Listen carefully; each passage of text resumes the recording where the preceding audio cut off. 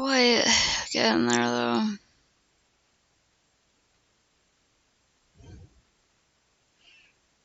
Yes, be sure to stand nearby so you can auto pick up the best loot drops, just in case I drop a legendary weapon or something.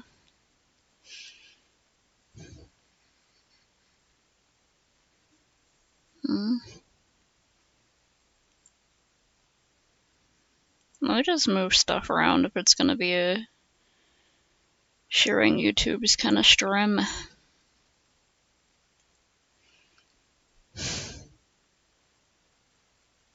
What was I watching? Oh yeah, the history of analog horror. Alright.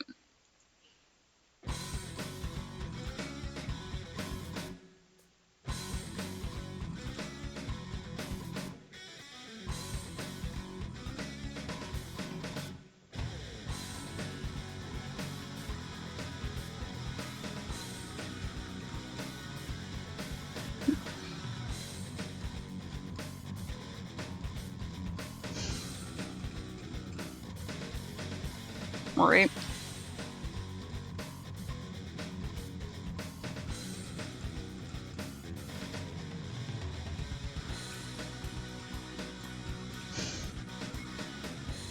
The history of people tracking the histories of things.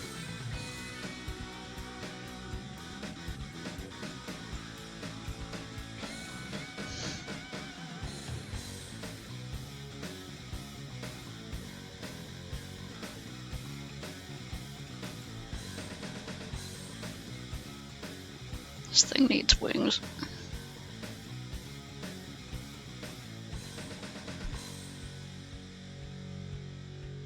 Oh.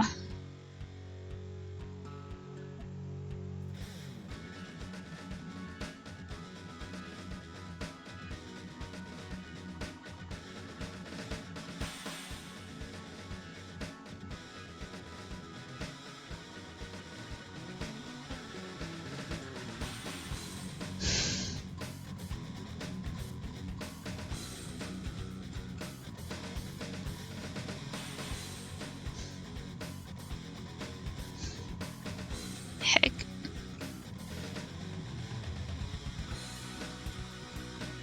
I never got into fighting games, but I know Street Fighter's like a classic series with like a lot of installments or whatever, so it's gotta have some bad ones somewhere along the way.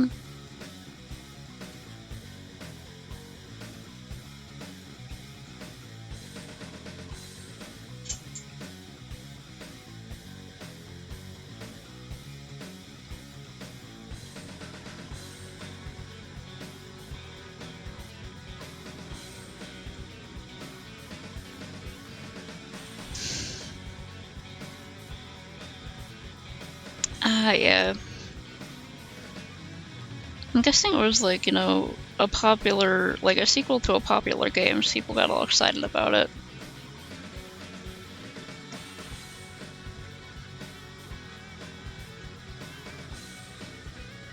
But then compared to other games in the series and modern games, it's probably like,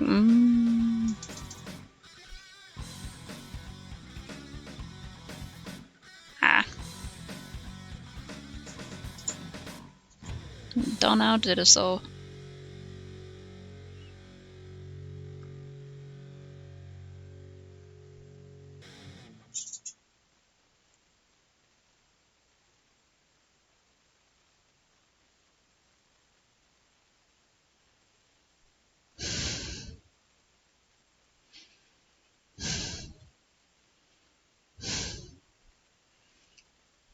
Pretty rad song, really like that one.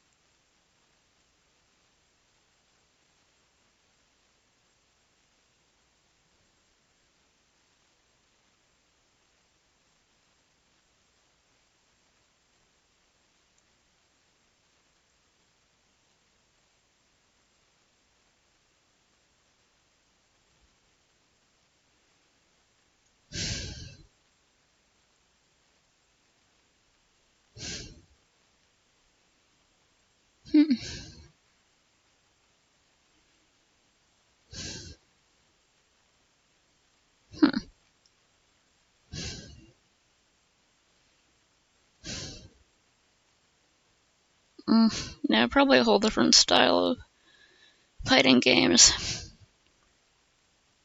Well, the fucking red carpet, the wandering snake is here!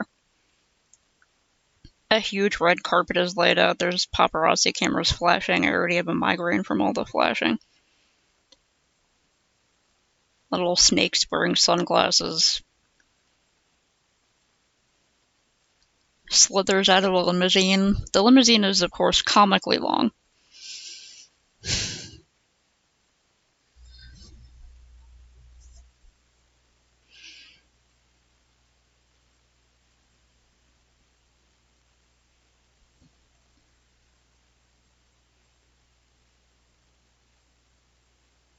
Mm.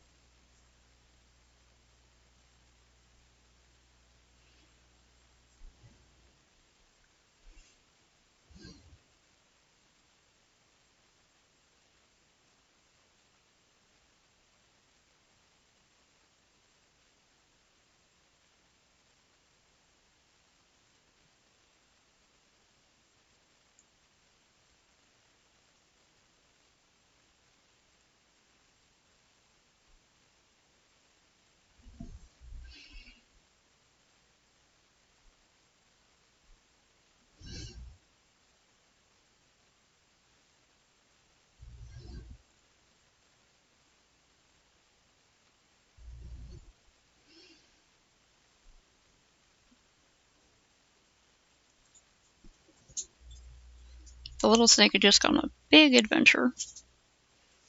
Everyone's welcoming at home. Oh yeah, I forgot to listen to those songs Snake's linked, so if you feel like telling me to put any of them on here, I can. The guy does have a pretty nice musical style.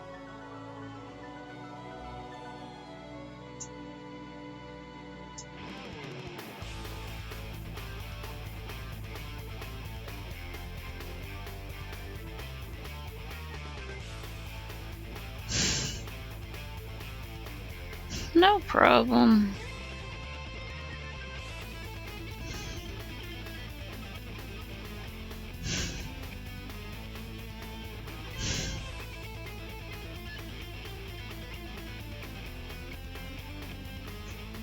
Well, I legit do like the Guilty Gear soundtrack. I don't know if I'll ever play the game, but soundtrack slaps, bops, rocks. Slaps rocks. It's freaking. What are you doing, little buddy? Is he okay?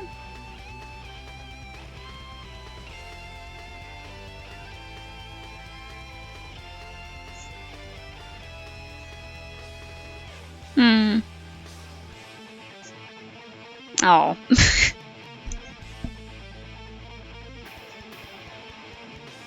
Poor puppy.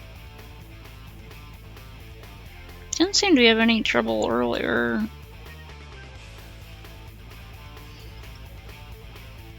Oh, yeah.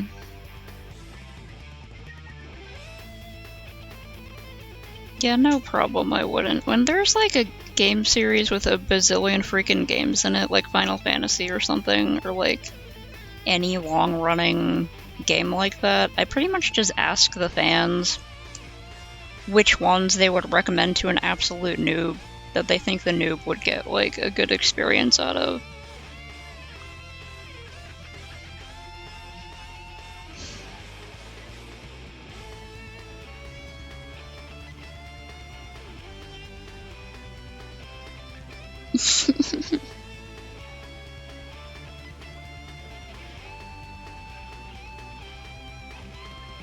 Kingdom Hearts is so confusing that I'm never going to play it anyway. Also, I can't stand to look like half the characters, so.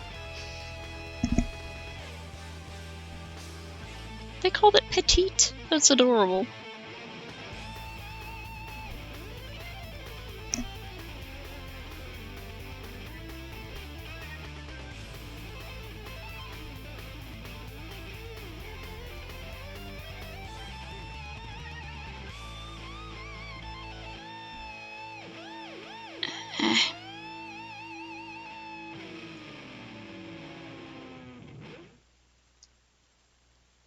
just a fun little afternoon romp.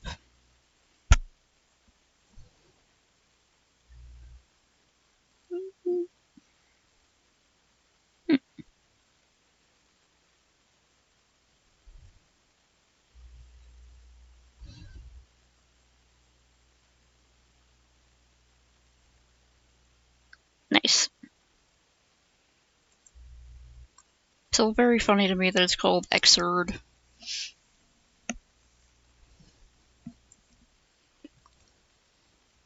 Not Xrd.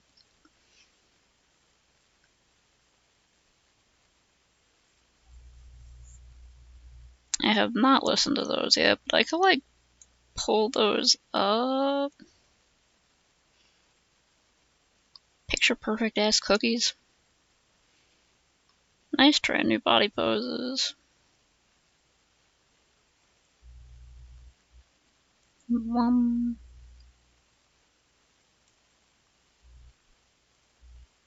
My darling. Yeah, it's a really weird name.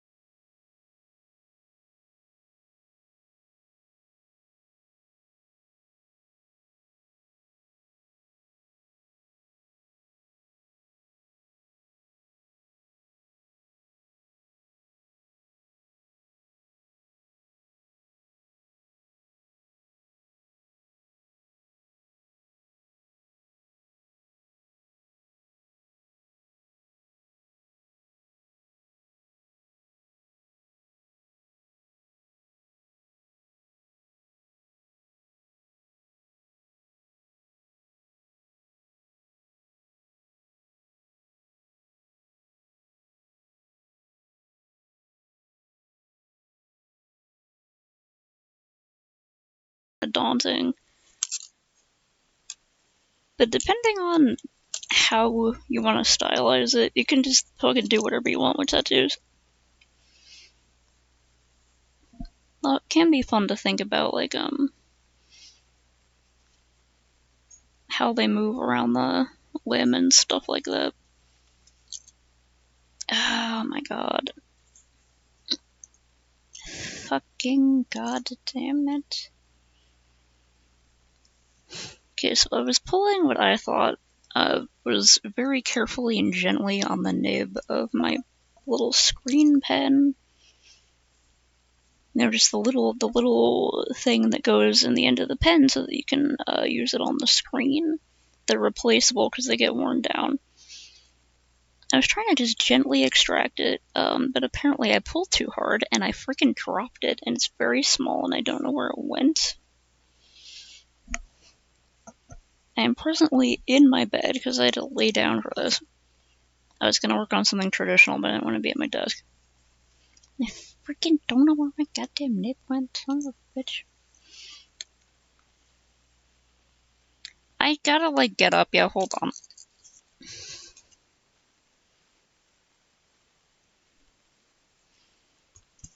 Usually when I drop things, I have to do the thing of don't move, just look around you and you're most likely to find it, but something that small might have fallen under me, so. What the fuck?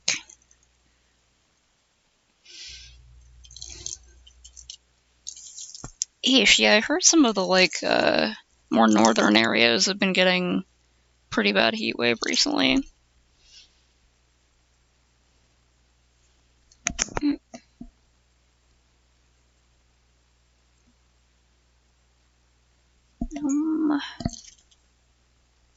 That's a piece of lint.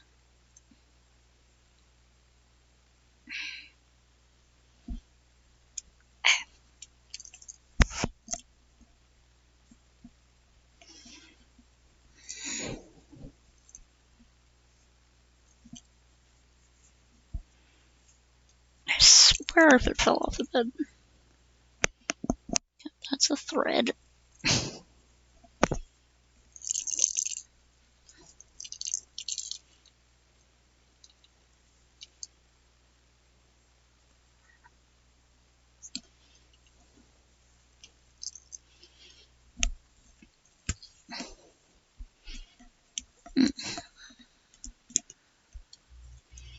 Huh.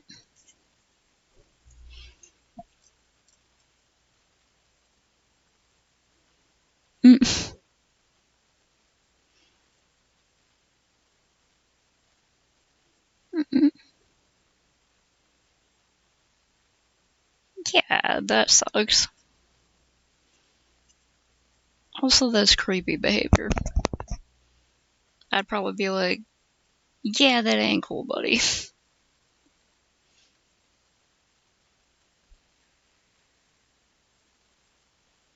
Jeez, yeah. Eesh. Yeah, I've noticed over here it's like, it still gets pretty cold sometimes, but I feel like it hasn't been as cold, but I don't know. Like in the winter, I feel like maybe it hasn't been as cold as it has been in past years. Which is weird for me to say because I start shivering at anything under like 60 degrees Fahrenheit.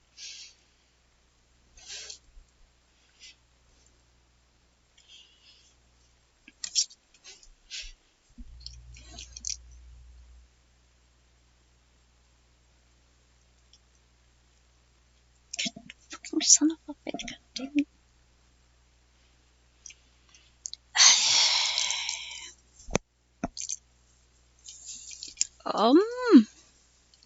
Motherfuck. Okay, lost my fucking pen nib. I don't think it's ever coming back. Unless I find it tomorrow stuck in my ear or some crap, I swear.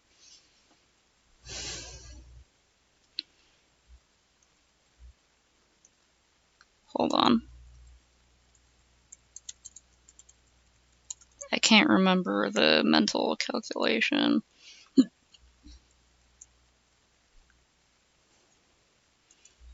Oh yeah, it's a little toasty.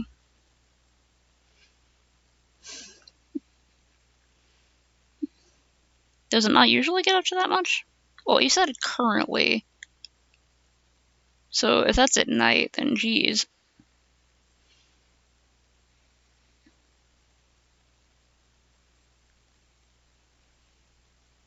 Forgot about time zones for a second.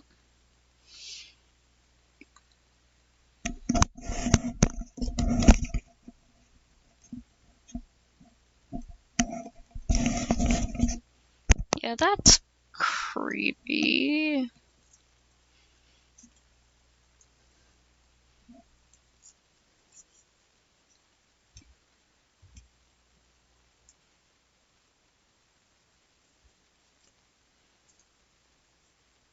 Oh yeah, those people deserve to get their money conned off them, but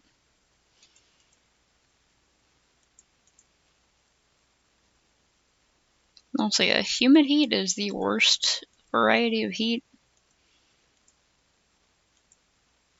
Absolute garbage type of heat. The worst, even.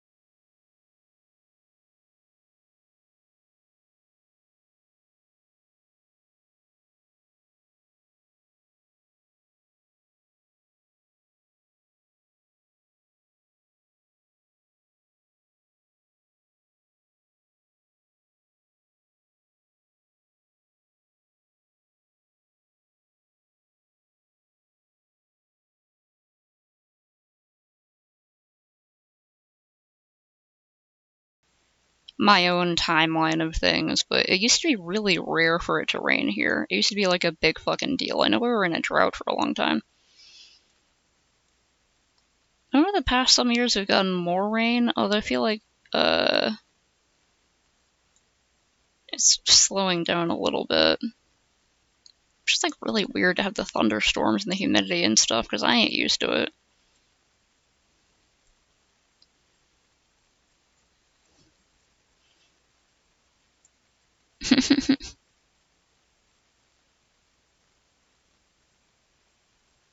Yeah, like I'm used to hearing different numbers because we got a really weird America only system of things.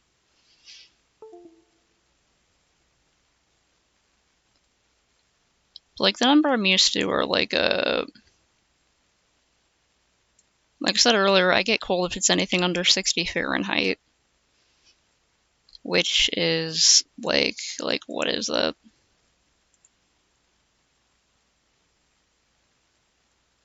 Like 15 or something Celsius. Sounds like such a low number. Usually around the summers here, it gets to like the hovers around between like high 70s to like mid 90s about. It doesn't usually climb up into the hundreds, but it did recently, and that was weird. And we kept having like thunderstorms, so we're getting humidity, and that was extra weird.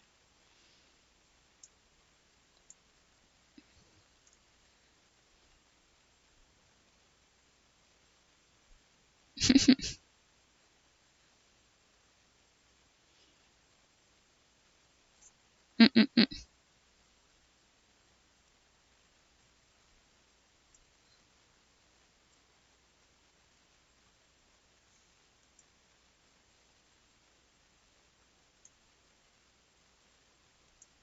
Right, that quote's so annoying. Okay, put that son of a bitch. You go in here.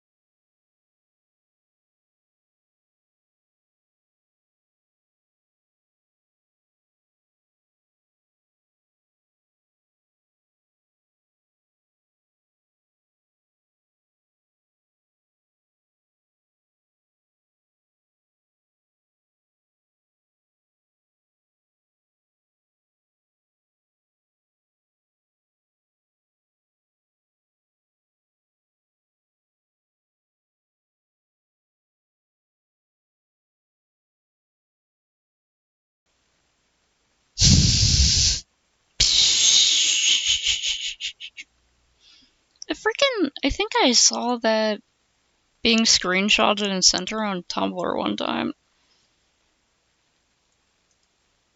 Freaking, you're on 38, you don't know what's going on.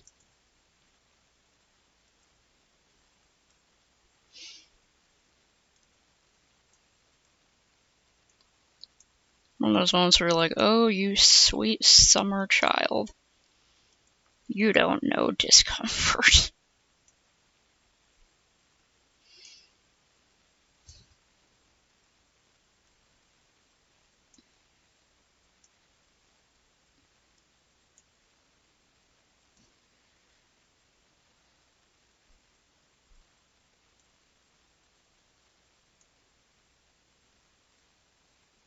Trying to make the back look all like floaty nebula galaxy kind of vibes.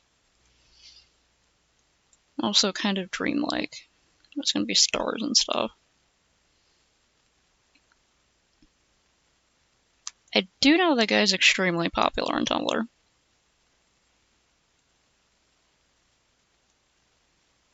Although if he were a true sexy man, he would not be, uh, like, canonically good looking in any way, preferably not even human.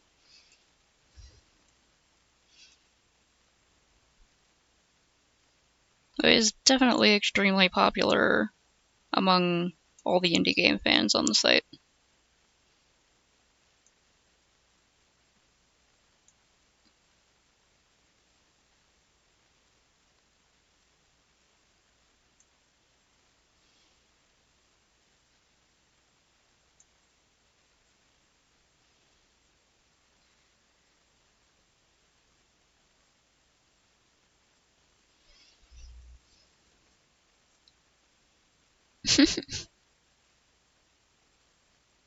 Cool, I look forward to meeting that character eventually.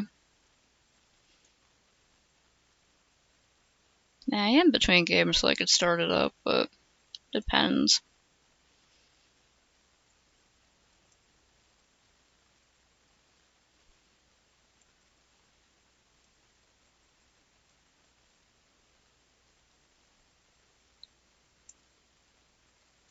Was there? I think there was another. I liked the background. Ba-da-da-da-da-da-da. I liked that a lot in this one. Just let me put that all the way over there. Close that.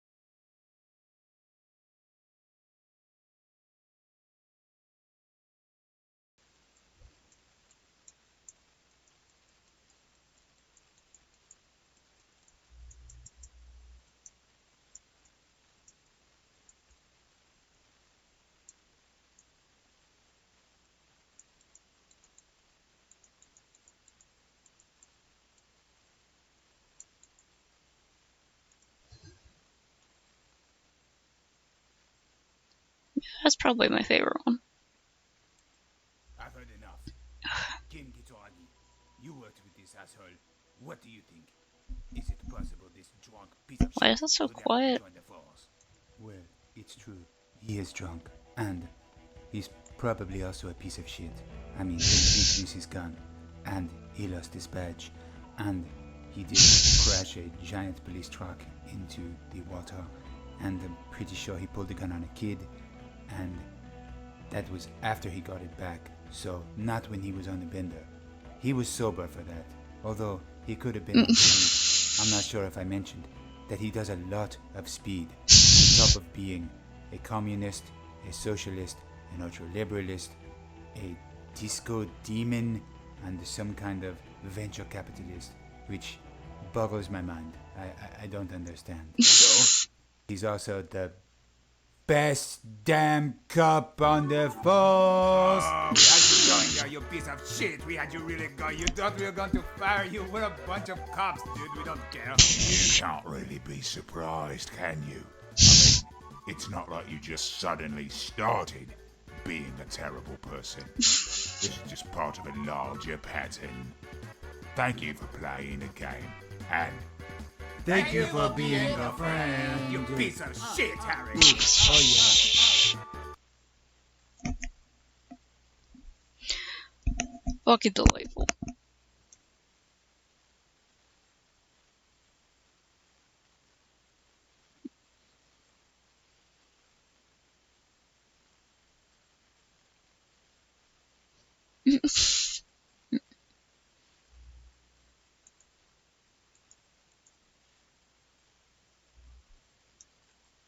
Bops.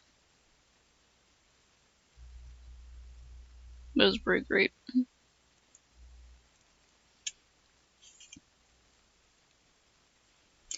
Freaking pulled my pen out again. Like, I can use this. It's charged. Surely that was the reason I wasn't using it. I lost my goddamn pen nib.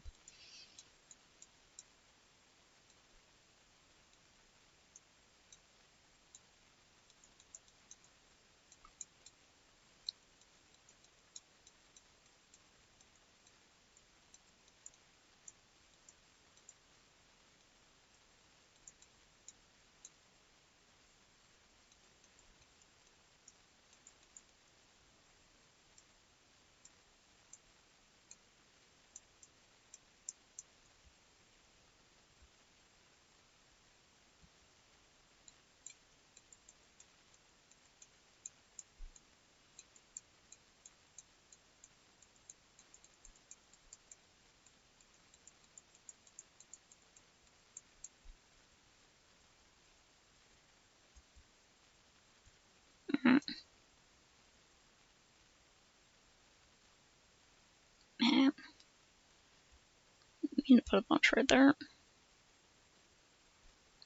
Like, I get out the kneaded eraser. I really like the kneaded eraser tool in this because it works really good. I only discovered it, like, recently.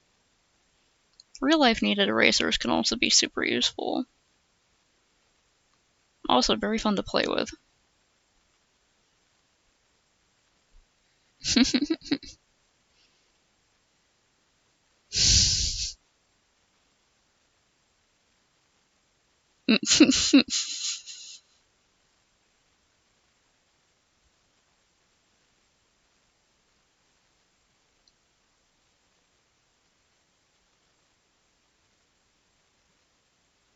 Man, I keep accidentally, like, double tapping and dragging. I think that's what my problem is. Besides, trying to use a trackpad for something like this. Yeah, I'm definitely going to play it at some point, because it looks rad as hell.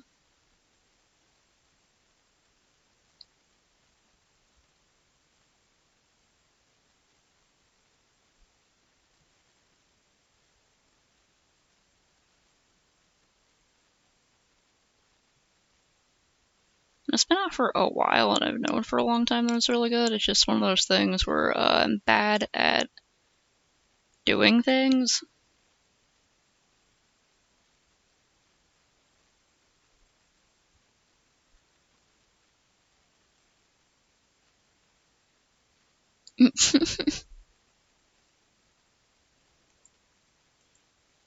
But there's a problem, of course, that people just didn't lie.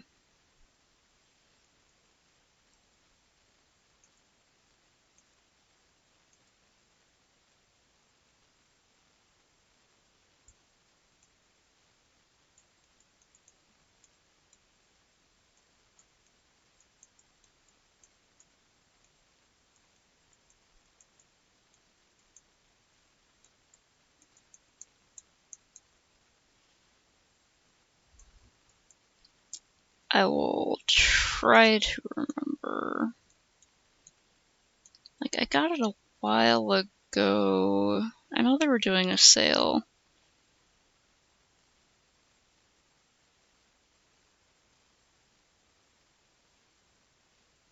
And then I found out that, like, apparently the company that, like, owns the game or whatever basically fired all the developers who actually made the game and then threw the game on sale, so it was, like, a whole thing. And I was like, well, fuck, I didn't know that.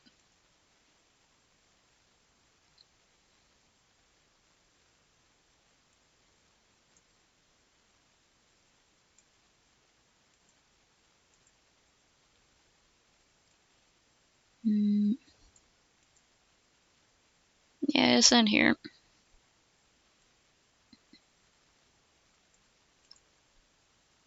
When the hell did I snap and get garden paws? What? What? What the fuck? That's one of those games where I was avoiding for a little while because I was like, well, if I start playing garden paws, I am going to never escape. I guess I fucking got it. When the hell did that happen?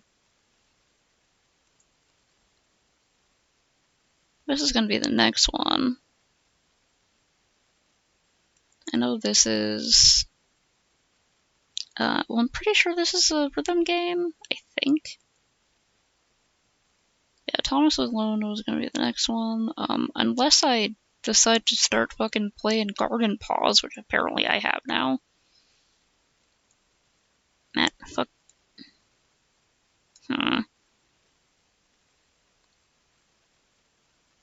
Oh, sweet. I would ask for, like, a link to the dress-up game, but I gotta go to bed soon. Well, not even soon, like, you know, like another hour or something, but...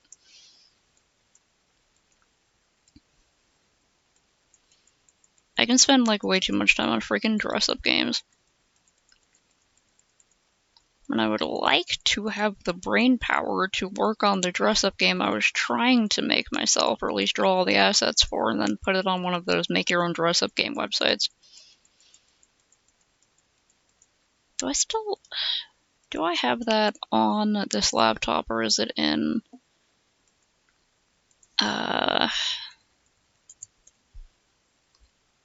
Then on my external hard drive. Fuck.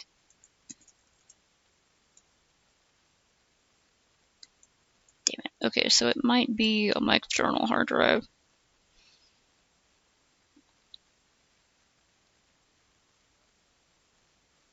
Jeez. Yeah, there was like a lot of crazy stuff going on around that.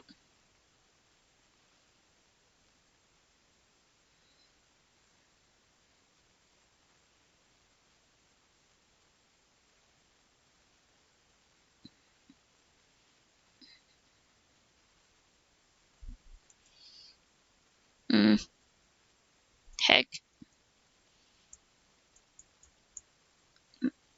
Heck.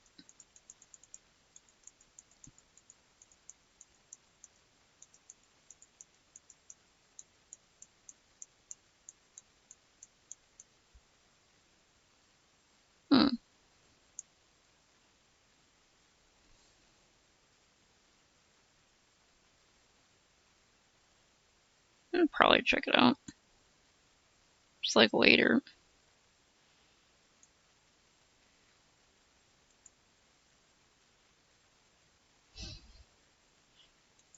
Also, this fucking clickbaited me, which... Does anyone else have another thing to add to the little video corner? And feel free to lonk.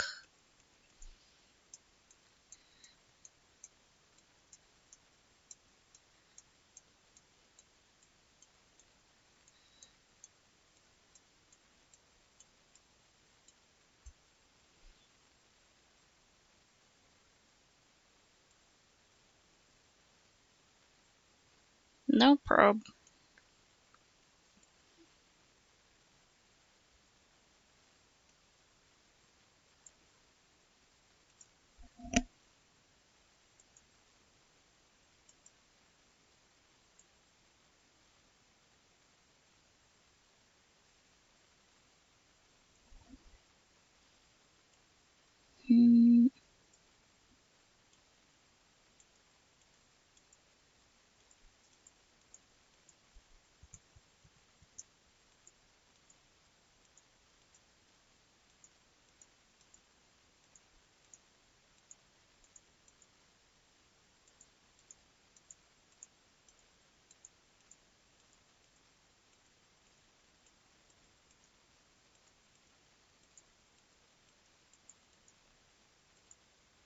Mm.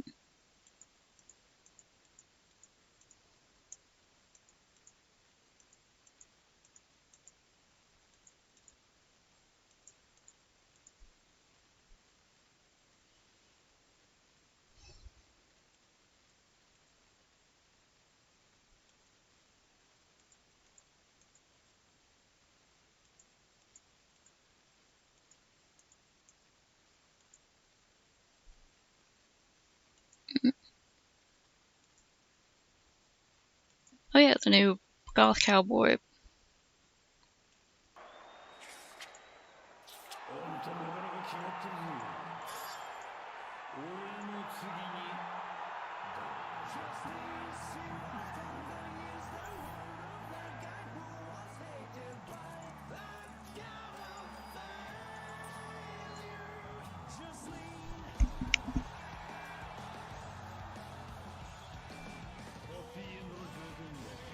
Also feels a little quiet. Mm-mm-mm-mm.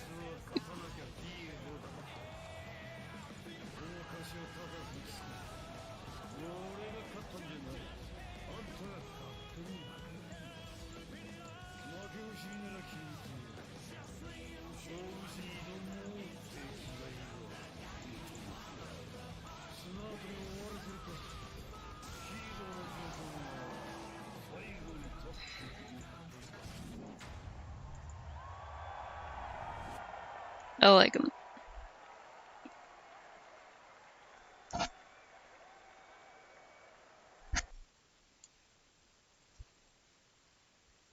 I thought of a music video I really like, but I don't know if Twitch would get mad at me for playing it. It's all illustrations, but like,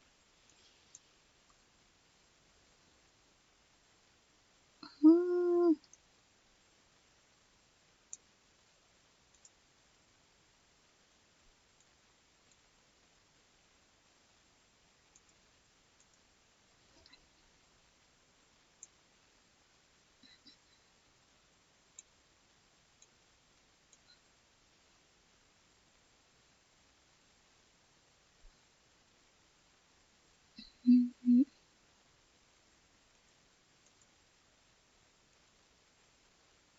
ow, my eyes.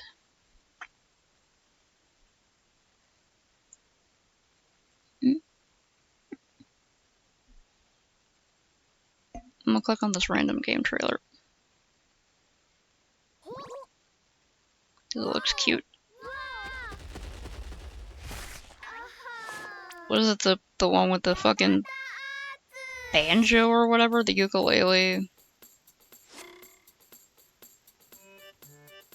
That was something. Oh my god.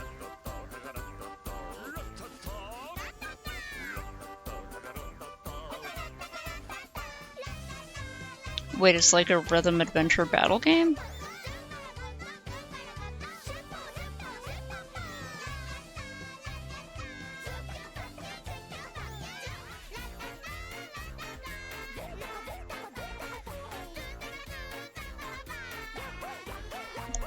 Hmm.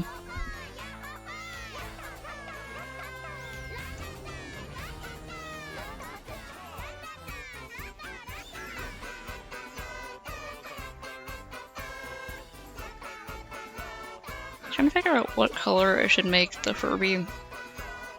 Maybe like a pale blue. Could also make it pure white.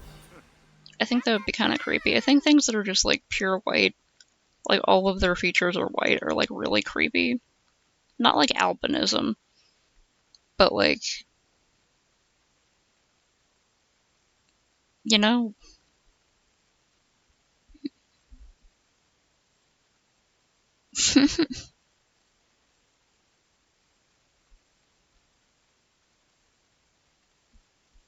Noise over their speedrunning finish.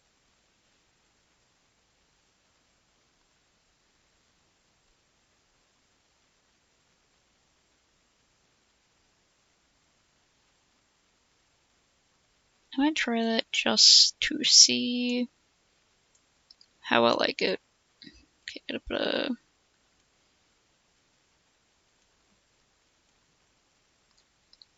since I have to use my trackpad right now.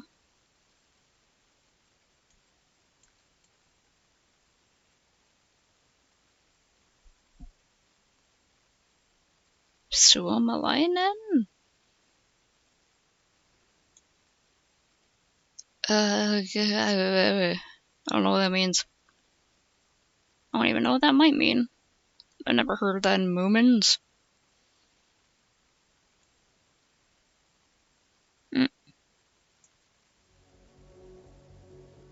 Deserving of the classic status. Fast, furious action with awesome characters. I feel like... There's no way Guilty Gear is going to attract casual gamers, but hardcore 2D fighting game fans will find plenty here to keep them happy. Wait, what did I select the These are inside just of it? some of the Damn things it. that people had to say about Guilty Gear back when it I released probably on got the thrown into original there or something. PlayStation. Today, Guilty Gear is best known for its use of 3D animation to imitate 2D visual stylings, but for the people that have really sunk their teeth into the game, they hold a lot of value in its excellent use of conventional systems and hyper-focused gameplay loop. Today I want to see if we can find any of that in its debut appearance, and see if these reviews hold true today and it really is the title that they hailed it to be all of them years ago. No? Yo, this game is terrible. You know, I've been around the fighting game block, don't know if you could tell, but one thing that I've avoided for a very long time is the I don't legendary even know what that Kusuge. means. The word comes from Sin the A? ancient Sin Japanese haiku, A? which goes, beware, Will it you guide Vilho? you. Watch JoJo's Adventure, yes? That's cool. Kusuge. Shit game. It means the game is garbage, but there's a bit of a distinction, because Kusuge? Scramble is a garbage title, but it also wouldn't be what I would describe as a Kusuge either. The word is more reserved for games that hardly function or are entirely broken, being immediately exploitable, which is sadly quite a lot of the older titles in the genre, since most of them hardly knew what even made the games fun in the first place. That's not to say that a Kusuge can't be enjoyable, but the fun comes along with the trailer park trash level of garish garbage. JoJo's, BB Tag, HNK, they're all heavily broken. I hope you like 9-1 matchups, hope you like Touch of Deaths, hope you like... basketball? Though they're still fun in their own way, maybe not in the way where you can look past the flaws of the title, but rather embrace them and find a new and enjoyable game that probably wasn't intended by the developers. Some Oh, of them damn are it, I Kusuge in bad accidentally- ways though, and that's what we're here to talk about today. It seems to be a bit of an odd trend where the first title of any major fighting game franchise just ended up being hot doggers back in the day, but unlike Street Fighter 1 where you look at it and you go, yeah, they didn't have any idea what they were doing. They just kind of said, how about a game where you punch people, and they just called it a day. Guilty Gear's first impression had a bit more of a clear idea on what it wanted to be. It just did it with all the grace of a gazelle galloping into a speeding Land Rover. It wanted to be fast, and it wanted to be tense, and to a certain extent, I think that Daisuke's small team of 12 people actually succeeded. It just did so that wrong. happens to do it in a way where it becomes near unplayable once you know about its Achilles heel, and the wrist and the 21 weak bones in its ribcage. But before we get to that, let's not ignore what it did well. The movement, while by today's standards are stiff and clunky, for the time were a lightning fast bolt of control that wasn't too common within most fighting games of the era. A really fast run with a lot of aerial controlment that you could get from one side of the screen to another really quickly. Though this isn't necessarily much compared to the hypermobility of today when you consider the fact that full screen projectile spam was a problem that most game designers were still discovering solutions to at the time. This is a pretty great way of solving it. Not necessarily by taking away the strength of the defender, but empowering the aggressor with strong movement. Guilty Gear also did more to grant the player with a greater sense of freedom through its cancel system, which goes by the name of Gatling. It was so good even that they did it right up until tomorrow's release of Strive, which yes, I am still bitter about the changes, but hey, keep an open mind. Maybe reinventing the wheel to be a square will result in hover cars. I fucking doubt it, but I digress. Basically, any button in this advancing sequence can be cancelled into one another, which helps to give the player simple yet effective combos where they could think more about what would open up the sequence rather than how to maximize damage, since basically everything would lead to an okay damage output. I'm not saying that this is how every game should work, far from it, but if you're trying to make a fighter that is both fast and pick up and play, this is a pretty smart way of going about it. In fact, I think it does it even better than some of the fighters that it was probably inspired by, like Vampire Savior, because it makes all of the cancel windows really wide. And so even though it doesn't have the input buffering system of most modern fighting game, it isn't plagued by the inconsistent feel of some of the games of its era when it comes to combos. It feels very freeform and unrestricted, and when you combine those two, it does make for a game that, for the era, granted the player with a very large feeling of control without asking the player to already invest time. But realistically, that's all there is to write home about. Yeah, you could say that the characters are unique and diverse, and I don't think that I disagree with you, but the unique quality never gets to shine once you're aware of the game's larger issues. One of them being that once you're done with the arcade mode, where do you go? Training mode, I guess? Training mode, arcade mode, and versus mode. That's it. That's all you've got. Meanwhile, what came out the year before Gear? Tekken 3. And you've got all of them, plus Time Attack, Survival, Team Battle, Tekken 4. It had a bunch more modes. I don't know why they call this a mode. Actually, both of these games do this. Someone tell 1990s Japan to get with the times. I think that you could make a pretty strong argument that these are just augmentations to the base game rather than their own separate distinct modes with their own value. But they at least allow you to have a more valuable way to re-experience the single player content. It's not amazing by any means, but at least it's something more to bite your teeth into. And then there's Tekken Force, and we don't talk about Tekken Force. It might have inspired this piece of garbage, and that scares me more than the passage of time. That said, there's plenty of games that are just arcade mode and versus mode that are fantastic. The motherfucking Marvel 2, Vampire, the re-releases of Street Fighter 2.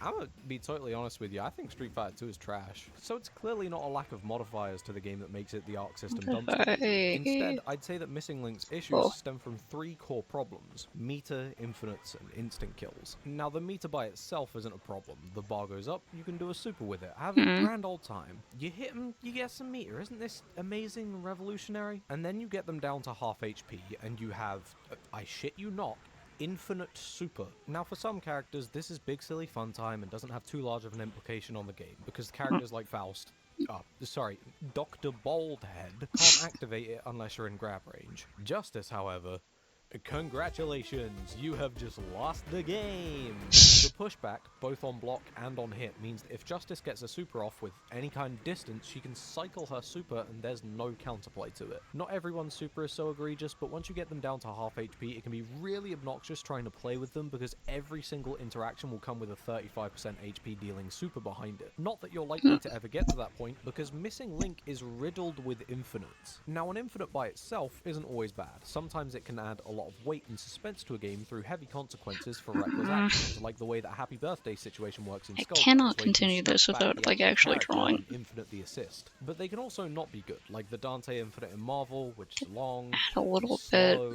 and I just don't want to be in this. A corner over here. I guess. Now here's a Soul Infinite.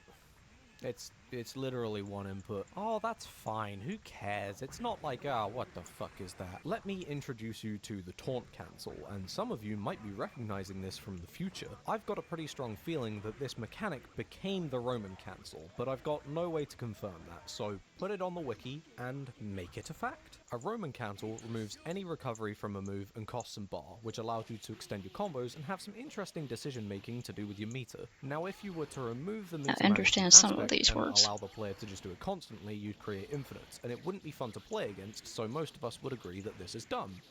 And that's a Taunt Cancel. It doesn't cost any meter, you can do it from any move, and almost everyone can do it. You could make the argument that it's kind of fun to do, since the Taunt Cancel requires you to time a motion input in between the button presses to cancel the previous move. But if you're the kind of person who's going to try and fight in that corner, I'm also going to suspect that you're the kind of person who'd argue that hurting small animals is fun. Maybe it's fun for a little bit. The infinites not hurting small animals. After about 10 minutes, the novelty wears off, and you're left with either RSI from doing forward kick, or you have friction burn from rubbing your hand against the stick with the constant motion input. Because of the Taunt Cancel's lack of a barrier and permanent access, every single combo starts to revolve around whether or not you can implement one, voiding combo complexity and watering down decision making into can this infinite. Now, if there was more complexity involved, like in some of Marvel's other Leave that infinites, there or for required more now. precision like a Shadow Dio loop, it could be a good time and feel rewarding. Though in its current state, it's simply unenjoyable to do Taunt Cancel loops, and the ones that are even more simple make me want to have hands-on experience with seppuku. Though I'd be lucky if I could even get there, since instant kills are Wonder a if I thing. have a font Instant that would kills, work for hold on, that. that's in the newer Guilty Gears. I should That's hand like letter it. instant kills, I hear you say, while shoveling down Schiller potatoes could be and pretty clinging good, to but your Ramlethal body pillow. I do too. In fact, in Exard, I love their moments of cinematic joy. The thing is, instant kills in Exard are nothing like the ones in Missing Link. Just look at the footage here, see if you can spot the problem. How many rounds did I just win? Because you can count them on your fingers. Note how I used a plural. I have no idea why Daisuke thought this was a good idea, but you have an infinite amount of instant kills, with no kind of trade-off for using it, and it wins you a whole game. Imagine if you were playing Counter-Strike, and you planted on B site, and you just won 16 rounds, because Because I don't even have to elaborate on this one, do I? Newer Guilty Gear titles continued with this mechanic with some finesse. It's a limited resource, it has a long wind-up time, you know, it makes sense. Missing Link just kind of throws it in there with no regard for what kind of impact it might have on the game. It's not even the case that more frequently accessible instant kills is the problem, it's the fact that there's no limit to how many times you can do it, and there's no build-up to the situation. Also, you win a whole game. I don't want to get hung up on that, but like, you win a whole game just because you hit one move? Another Kusoge can help me show my point here. Hokuto no Ken is a game full of bullshit. So much so that I'm actually planning on making a whole video about it, but that's besides the point. HNK also has instant kills that are more accessible than those found in Exard, but it holds back enough compared to Missing Link. You've got these stars. Certain moves take put away it in these Comic stars. If you Sans. hit your opponent with a particular super after you've taken all of their stars, you win the whole round. The instant kill requires you to think in specific ways and meet certain prerequisites to use it, but often, over the course of a full match, you'll meet them prerequisites anyway. It makes the game feel tense, exciting, and still feels engaging. There's depth to an instant kill. Missing Link, you press B and K and you might coin flip a win. Congratulations. It's not technically as bad as I've made it out to be, in that anytime you see the red flash, you can quarter circle forward button and it cancels your opponent's IK, but it shouldn't be like this in the first place, man. If I'm really gonna dig, and I mean dig, for positives, you could say that all of these flaws do build into making a game suspenseful, but it does it in a way that waters like down the Comic decision-making Sans. to how do I instant kill or how do I infinite.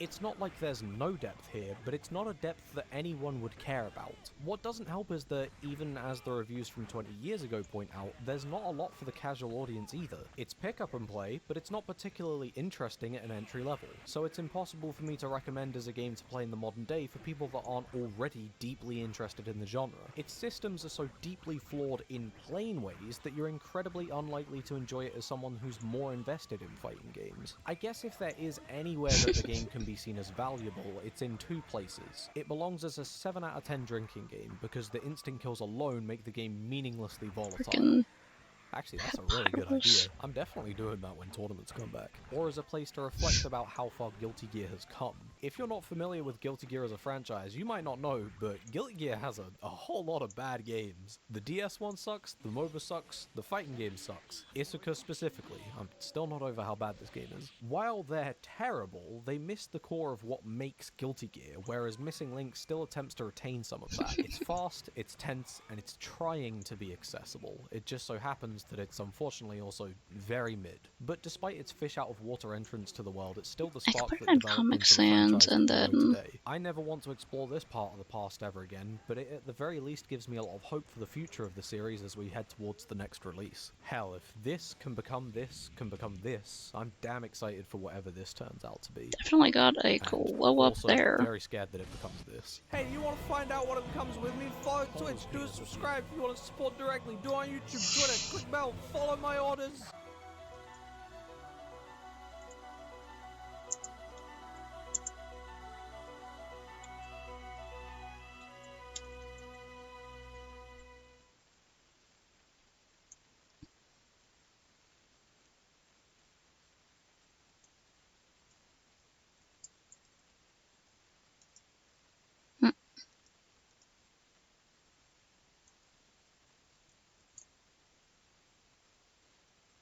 Nice. Okay, it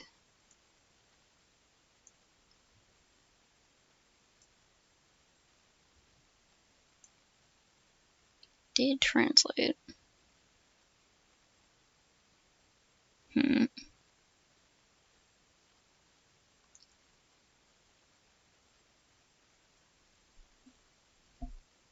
It's a bit hard to see what it says now, but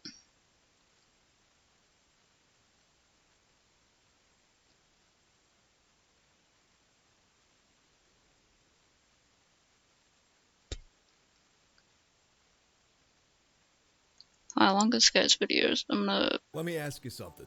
Which fast food place do you think has the best fries?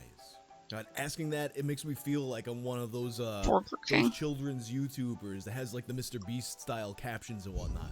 I know this is one of those generic engagement bait questions that makes up 99% of the content posted to Threads, but it's actually very relevant to this video. Personally, I'm thinking maybe Five Guys, although I know some people don't really count Five Guys as fast food because it's a little pricier. And I saw that when Charlie made his tier list, he had picked Popeyes And he also had Taco Bell in the top tier, which I actually never had Taco Bell fries before. Popeyes, though, is a solid They have answer I fries haven't at considered. Taco Bell? I feel like, though, the vast majority of the time this question comes up in real life, people say McDonald's. And hearing people say McDonald's has the best fries always kind of pains me. Because, I mean, the McDonald's fries that I grew up with, yeah, 100% absolutely. That era of McDonald's fries Yeah. was untouchable. But those fries they got now, the ones they've had for a couple decades, those are not McDonald's fries. They suck. I mean, they're better than Burger King fries, but they're not good. And I know this is not just Maybe the Burger nostalgia. Kings talk. where this guy lives It's are not just bad. memories of half my little baggie of fries winding up underneath the car seat. These fries changed in horrible ways. And it's all happened because of one man. So today, we're going to take a look at the story of Phil Sokolov, the man who ruined McDonald's fries.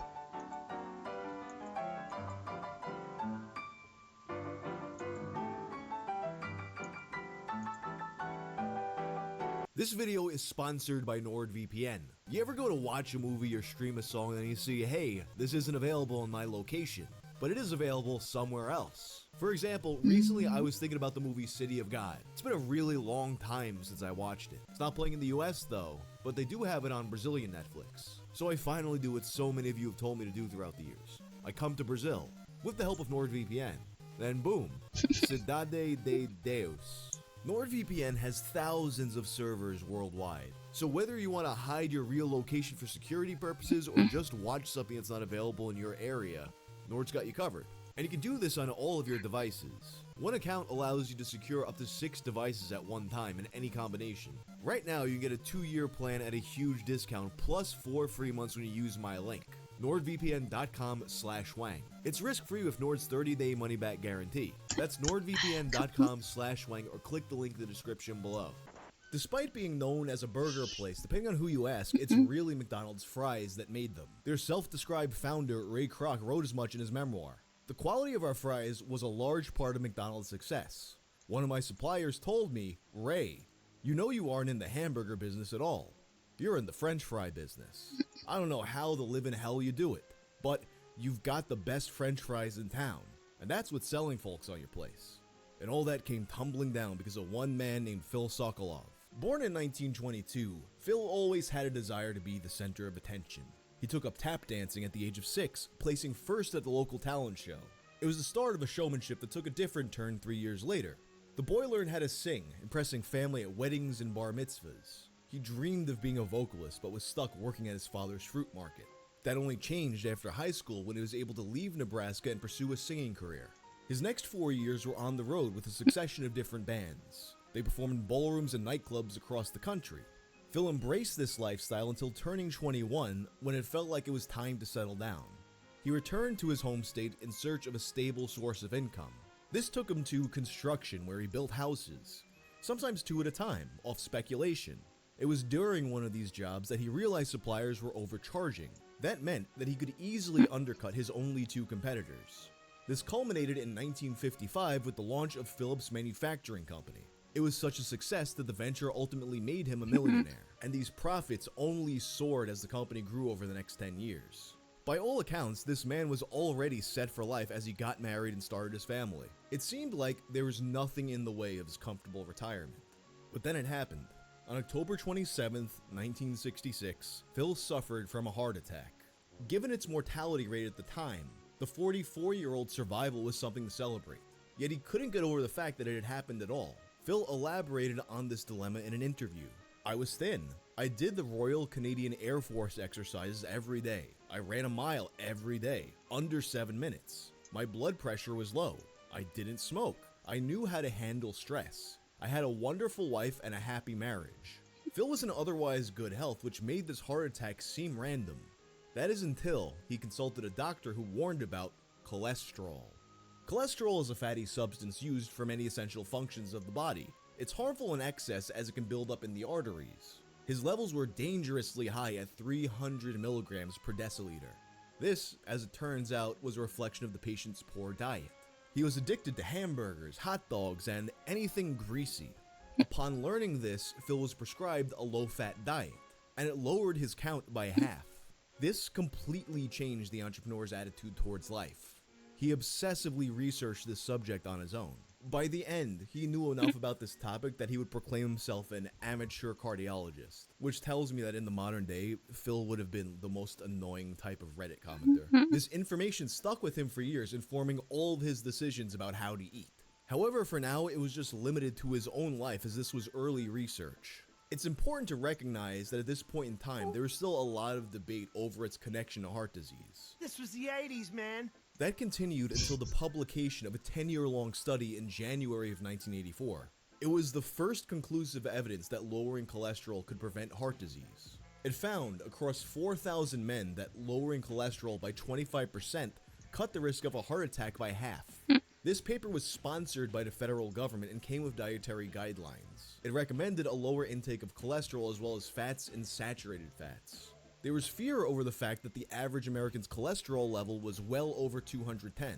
This was met with backlash from companies who felt this was poor publicity for their products. Phil saw this as an opportunity for him to take initiative, to both save lives and to honor his late wife, Ruth. Ruth had passed 2 years earlier after a 15-year struggle with cancer. In spite of this, she managed to raise 2 kids and founded a school for blind children. Her resilience taught him to be more empathetic to the health of others. He drew $1 million from his personal bank to form the National Heart Savers Association. The goal was simple, to draw attention to the dangers of high cholesterol. During the next 4 years, NHSA sponsored free testing for 200,000 people across the United States. That included more than 10,000 congressional staff and members of Congress. In 1988, Phil successfully lobbied to designate April as Know Your Cholesterol Month. This resulted in a historic record for cholesterol tests. His efforts were paying off, but he never got a response from the industry. A month later, he sent 11,000 letters to food processors asking them to stop using tropical oils. These letters were inflammatory, calling them accessories to death, and threatening a media campaign. Few bothered to respond though, and those that did were very dismissive. With their position made clear, he followed up on his threats, purchasing a series of full-page ads that October. The headline declared it as "The Poisoning of America" in giant bold text. He identified the culprits as 10 of the world's leading manufacturers. It warned the public that their lives were at stake, with an assortment of America's favorite foods. The ads were placed in several major newspapers with a campaign that cost about $140,000. They incited a reaction so intense that it surprised even Phil. He was quickly inundated with threats from corporate executives and their lawyers. Many attempted to fight publicly, calling him a quack and irresponsible, but his sales plummeted. They began to concede, with all 10 of them agreeing to use vegetable oils by January. Phil succeeded and was hailed by the public as an underdog. I feel that I have developed a rapport with the American public.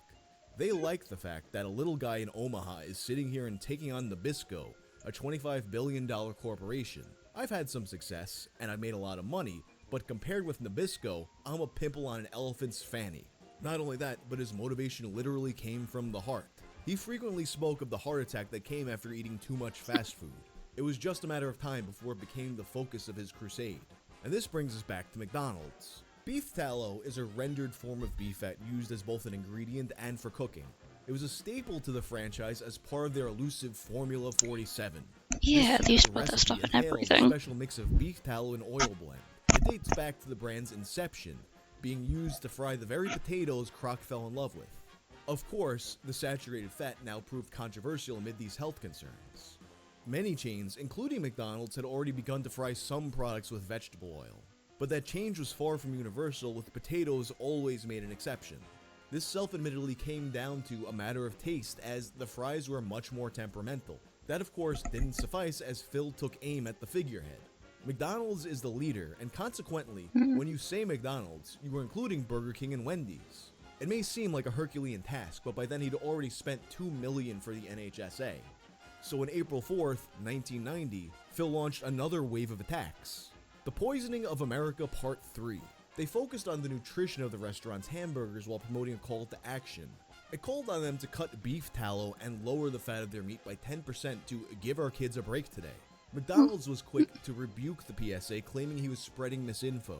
Their lawyer even warned outlets not to reprint the ad. That request fell on deaf ears, instead being thrown out to the public. And his message had a demonstrable effect on consumers. A poll revealed that 38% decreased their intake of fast food in response. That was reflected in the response of companies even early on. In spite of their rebuttal, McDonald's pledged to provide good nutrition. They test-marketed grilled chicken sandwiches, pasta, and celery sticks. Low-fat options were also added at the beginning of May. However, they were adamant about keeping their special mix of beef tallow, which sparked another wave of ads in July. Their stock began to fall. The pressure was mounting, and only getting worse as one by one their competitors folded. And ultimately, it proved to be too much. Eventually, McDonald's was forced to follow in their footsteps. On July 23rd, McDonald's announced it would ditch its original recipe. This was in favor of a blend of corn and cottonseed oil. Absolute garbage. And it was all just as Phil predicted. Soon enough, the entire industry changed its way. This was only the beginning of a continuous effort to slim down fast food. Chains began introducing all kinds of healthy alternatives to their usual burgers and fries. Yeah, remember And that. McDonald's never credited Phil with this change. They claimed their decision was the result of an 8-year-long study. This apparent breakthrough was supposed to be a way to preserve the French fries taste. Which, if you've ever had the original recipe, you know that is absolute nonsense. I'm not stating an unpopular opinion here. If you've ever I had do them admit, before, they used to a be lot of pretty people good. will tell you that nothing compares to those old McDonald's fries. You even had an episode of Malcolm Gladwell's podcast, Revisionist History, where in 2017, he dedicated an episode to the signature flavor, the old signature flavor. This was put to task with a blind taste test, in which a set of millennials was asked which they prefer. The subjects voted unanimously for the beef tallow fries. This was similar to the motivations of Luke Fader for Atlas Obscura. In 2020, he wrote about his hunt for the original French fry recipe. This search took him up the corporate ladder, as well as less conventional sources, fast food experts, museum curators, a 79-year-old employee from the very first McDonald's. It was through this investigation that he found that one recipe, purported to be the true one by a historian, was in fact the real deal. It was part of an unlicensed McMenu PDF that offered methods from the 50s to 70s. Though its author remains anonymous, they claim to have managed a franchise while the McRib was being developed, which places it before 1981, well before the NHSA campaign. Luke cooked several batches and even fed it to someone who had eaten McDonald's back in the day.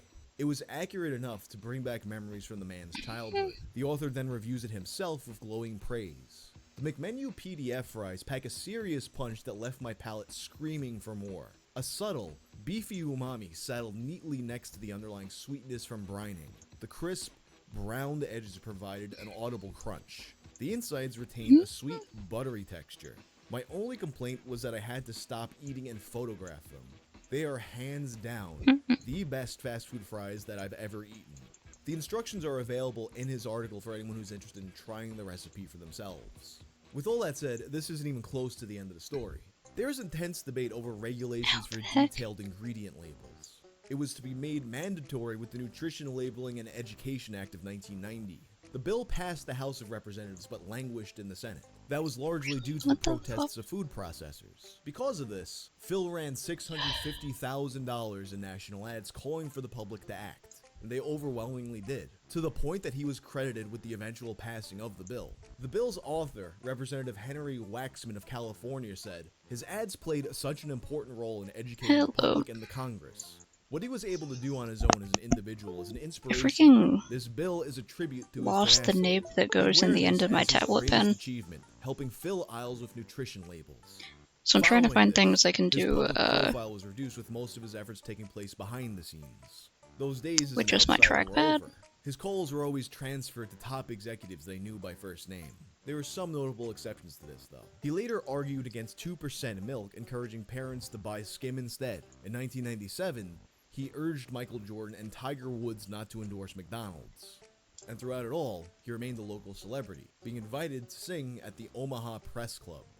Diet fads are extreme, they are difficult dreams. You will find Also, we were watching videos earlier, so that's why I have this playing. and life gets more exciting with each passing day. His last ad came in 2002. It was to discourage fellow Omaha native Warren Buffett from buying Burger King. The sheer commitment showed it wasn't a bluff, when he claimed he had enough money to carry on indefinitely. 2 years later, Phil Sokoloff passed away at the age of 82. His eulogies revealed that he'd spent $15 million in the fight against fat and cholesterol. They remember him as a crusader, willing to sacrifice his personal fortune for the good of the public. But as we approach the present day, many have started to question whether or not he had actually done more harm than good. By this time, much of the research that he cited has been discredited as pseudoscience. Originally, this research was propped up due to manipulation by the sugar industry. In 2016, an article was published in JAMA regarding documents from the 1960s. It found that research had been funded to downplay the risks of sugar and highlight the dangers of fat. This wasn't disclosed when their findings were published in 1967. They then minimized studies that suggested sugar's role in heart disease. The Sugar Research Foundation paid to have them discredited. The in food literature industry review. is fucking For crazy, example, man. a study that found benefits when people picked vegetables over sugar. This was dismissed as the dietary change wasn't feasible, and these efforts allowed them to influence the overall scientific discourse. If that wasn't bad enough, the vegetable oils that Phil championed were heavy in trans fats. These artificial fats were far worse in relation to cholesterol, which of course you might remember caused its own scare. It escalated to the point that in 2008, McDonald's switched again to ease the fears of heart disease. They currently use a mix of oils that lack these fats, but there is evidence of this being the case as far back as 1956. By the time Phil's ads ran, the scientific community was well aware of the dangers of trans fats, yet he continued to blame saturated fat for his heart attack. The impact of his campaign is felt to this day, with many still believing in the same low-fat rhetoric. Despite all this though, I do think that he really believed the things that he said, and that he really thought that he was doing what was best for the world. But the road to hell is paved with good intentions, and unfortunately, that cost us the best fries ever. So yeah, I got a personal message for Ronald McDonald. Ditch the vegetable oils, get rid of the seed oils, bring back the beef tallow fries. Anyway, that's the story of why McDonald's fries suck now. If you like this video, be sure to turn on notifications and check out another one of my food-related videos, Lemon Party. I'm out. He did a fucking video on Lemon Party. Great.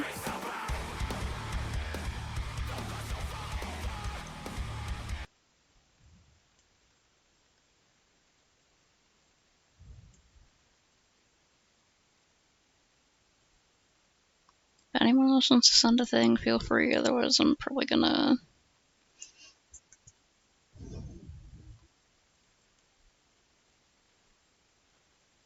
I'll just sit here with the video window open.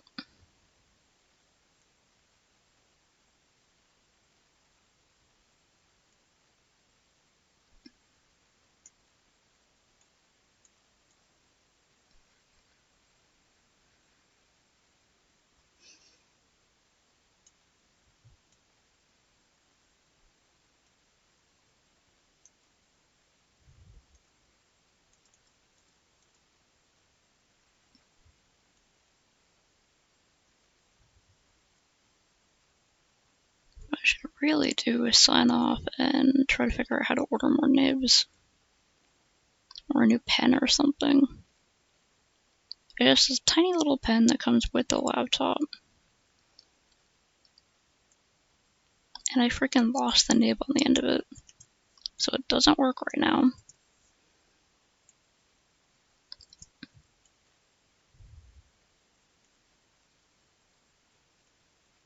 I just wanted to work on something.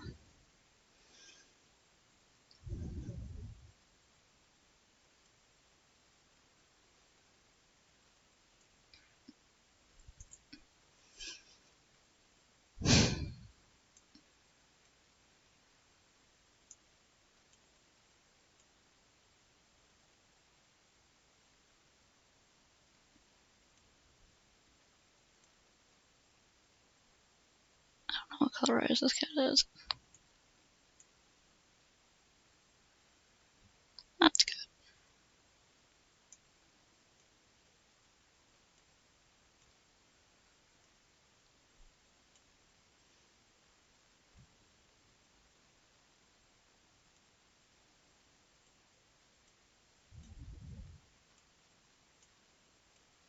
Maybe I could play some Muse Dash or something. I'm always up for that.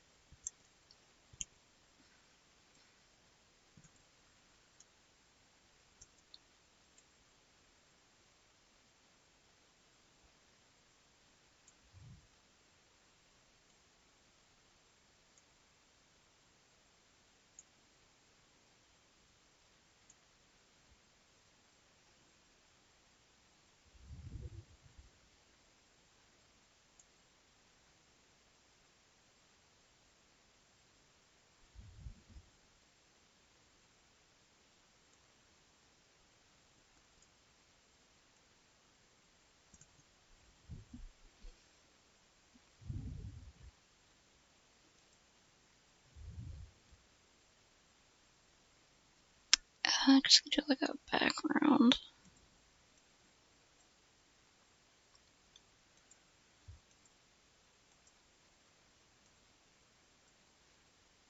There we go.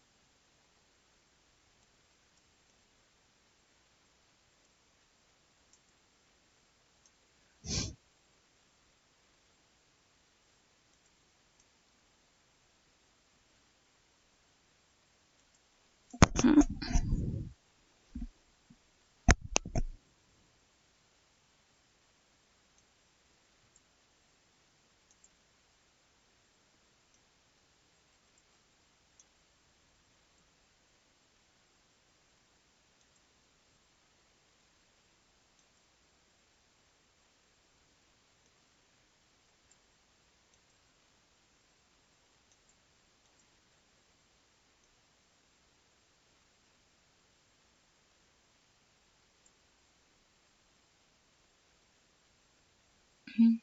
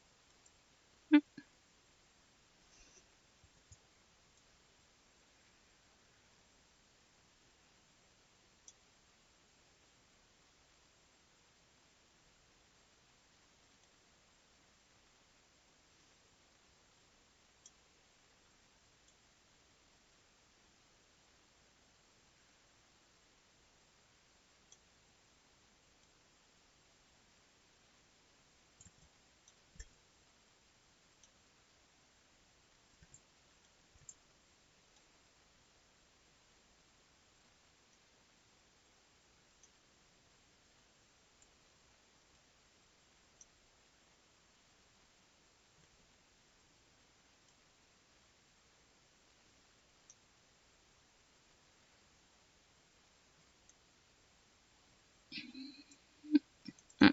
There we go.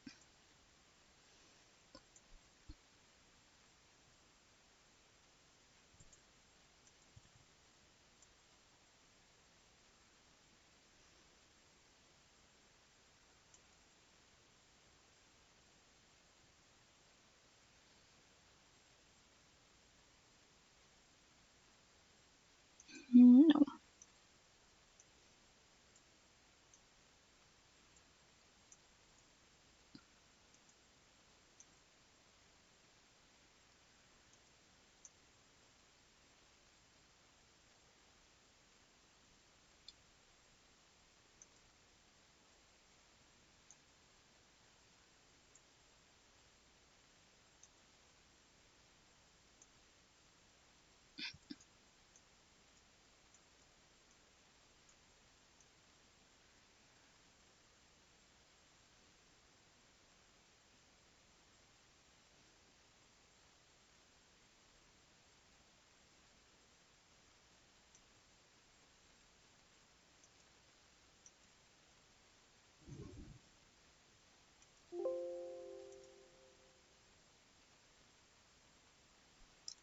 Wait. Save as.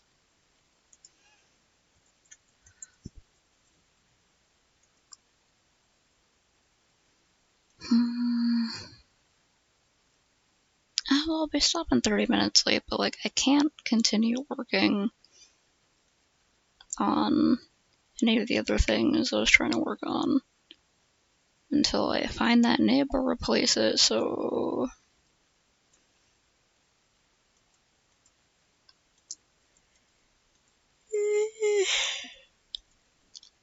don't forget to do your... I don't think I did a posture check or hydration check this entire stream. I'm horrible at this. Alright. Don't forget to check your postures and your hydrations and stretch your legs out.